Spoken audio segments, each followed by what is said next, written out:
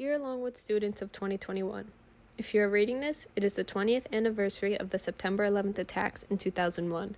Today marks a tragic anniversary in United States history. Not only were our once much visited and cherished Twin Towers destroyed, but so were many, many lives. On one of the 4 planes hijacked that morning, brave passengers on one of the planes attempted to regain control from the hijackers and were able to crash their plane into a field in Pennsylvania, protecting another building in Washington, D.C. from being destroyed. These people gave their lives so other lives wouldn't be taken. At the time, I was in 4th grade. On the drive home from school after getting picked up early, my parents did their best to explain to me what had happened. As you can imagine, I was confused and scared. I cried that day. So did my parents. The attack shattered my view of the world. I wrote a poem which was published in Newsday magazine. The patriotism, bravery, and devotion from all citizens after 9/11 was amazing. I began to understand world geography better. Honestly, September 11th taught me not only love, unity, and hope, but how ordinary people can become heroes.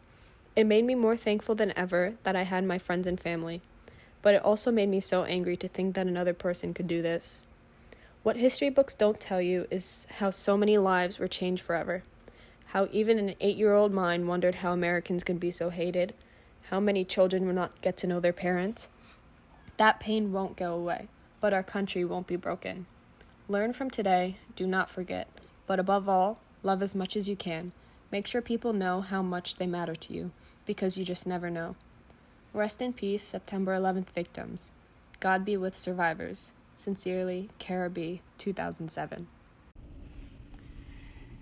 September 11th, 2001 is forever etched in my memory. I remember my block ending and students bursting out into a hallway that was far too quiet. I remember crowding around the door of the social studies office because Pat Doherty had CNN playing. I remember Len Skugovic bringing up a TV on a cart and setting it up in the old common planning area. The LOTE teachers have their desks there now.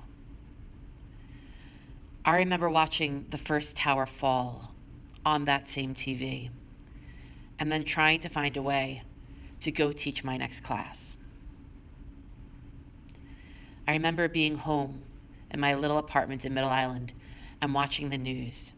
It was the only thing on TV. I remember feeling a lot of sorrow and fear, but I also remember a truly beautiful moment from later that evening. I remember that my kitchen window was open because it was a beautiful warm night. And I remember something remarkable. 150 members of Congress, Republicans, Democrats, Independents, standing together on the east stairs of the Capitol building. I remember words spoken about the importance of unity and working together for the greater good of our great country. And I remember the members of Congress holding hands and singing God Bless America.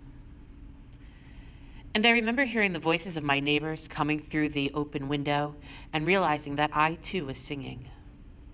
And I remember in that moment feeling hope and feeling a connection. And that was something that I desperately needed that night. My dad went back to his office and turned on the TV. He worked for an engineering company, and he told me that many of the guys he worked with were down at the trade center, either making deliveries or in meetings. He himself normally went down there several times a week. After watching the mayhem unfold, his office decided to close early.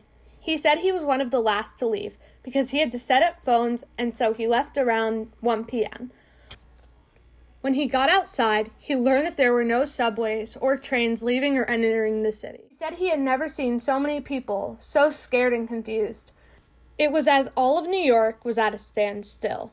It took him over 4 hours to get home that night. I asked him what happened after that day, and he said he worked at Ground Zero for a while because he was in the Air Force Reserves. He said he cleaned up debris, looked for dead bodies, and worked the computers, cataloging people who came in and out. He said it was the saddest and hardest thing he ever did. I then asked him if he had anything else, and he had told me the Saturday before September 11th he was coming home from El Salvador for some Air Force work, and a local man had asked him if New York City was beautiful. My dad told the man no, and said it's kind of like a big machine. but not beautiful. On Tuesday, September 11th, on the ferry to work, he looked out at the gorgeous day and saw the sun reflecting off the towers, and turned to one of his friends and said, "I was wrong. It is beautiful." That was 1 hour before the first plane hit. Gabriella Quintard, 2011. You might not know much about the September 11, 2001 attacks in America. There were 4 attacks that day, but only 3 were successful. Both of the World Trade Centers were hit by 2 hijacked planes, and the Pentagon was also hit. The last plane was headed for the White House, but it crashed in an open area in Pennsylvania. This was a world tragedy, and I lived through it. I was in my 5th grade class with over 23 students, not understanding what was going on. Finding out when I got home was so devastating. As young as I was, I didn't know what to do or say. We were under attack. My father was a fireman at Freeport Fire Department, Hose Company number 1. I know everyone there, and they were my family. When we got the call that they had to go into New York City to help with the evacuation, I was so nervous. What if something happens to Daddy? What if he never comes home? I thought to myself over and over, I didn't want him to go. But it was his duty, and there wasn't much I could do. So sitting there watching all of this happen on TV was not a happy memory in my life. It was scary. I thought my father might be one of those who didn't make it through the attack. That first day, I didn't hear from my dad and thought he was just busy helping others. But when I didn't hear from him for 4 or 5 days after the attack, I was scared he wasn't coming home. I thought I would never hear from him again, but I never lost hope. To think you might never see your mother or father ever again takes a toll on a 5th grader. When I didn't hear from my dad for almost a week, I felt the pain that so many others were feeling. But the following day, I got a call, and it was my dad. I was mad at him because he broke my heart by not calling earlier. He told me everything was going to be okay, and that he loved us, and he was going to be home soon. He said some of my family wasn't coming home. It was a rough time for their families as well, as it was for the rest of the world who lost loved ones. It bothers me when I talk about it, because these people I grew up knowing were always there for me and for so many others. They are my heroes, and I thank God for having a good place in heaven for them. They sacrificed their own lives to save others. If that's not brave, then I don't know what is. I'm a senior now in high school, and still think about what I went through with America. It was hard on everyone, and to this day, I give my all to those people who risk their own lives to protect others. I am going to college next year, and I'm going to be a police officer, so young people like you can look up to me like I looked up to those fallen heroes and to all the people who take care of us. My grandfather told me that in the days that followed, it was so silent that it seemed like they were suspended in one long moment of silence for the thousands of innocent lives lost. My mom told me that after 9/11, security everywhere, especially in airports, was amped up to the max. She also said that although all of America was shaken by these attacks, people from all over the country came to New York City to help out at Ground Zero.